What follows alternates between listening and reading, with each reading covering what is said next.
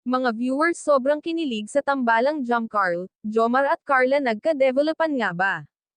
Bago ko ipagpatuloy ang maiksing reaction video na ito, hiling ko lang na patapusin ang panonood nito para malaman ang nilalaman nito, at kung bago ka pa lang sa munting channel na ito, paki-subscribe para lagi kang updated sa video ng mga kalingap.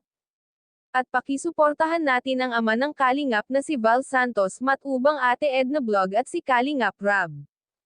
Isang mapagpalang araw sa inyong lahat mga kalingap, at shoutout nga pala sa patuloy na sumusuporta sa aking YouTube channel, lalong-lalo na sa mga viewers natin na walang sawang nanonood at sumusuporta. Salamat! Marami nga ang kinilig sa Jomcarl episode 16, lalong-lalo na ang ating mga senior citizen ay hindi mapigilan ang kilig na kanilang nadama.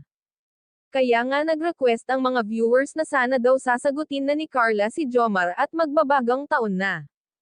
Dahil maraming viewers ang nagsasabi na talagang bagay silang dalawa. Pero syempre hindi natin pwedeng pangunahan si Carla kung sino ang gusto nito. Dahil hindi natin hawak ang kanyang damdamin, gayunpaman kahit maraming nagsasabi na bagay sila ay kailangan hayaan natin si Carla sa kanyang pasya.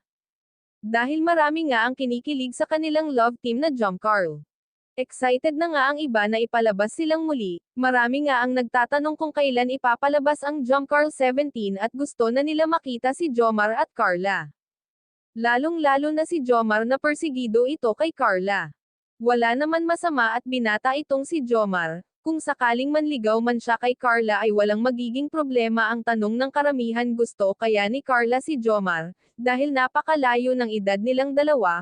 Pero malay natin wala naman sa edad ang pag-ibig. Kung nagkataon na magkagusto si Carla kay Jomar ay swerte na ni Carla dahil mabait naman si Jomar at may sarili na itong trabaho. Hanggang dito na lang ang update ko mga ka-viewers. Maraming salamat at God bless sa inyong lahat.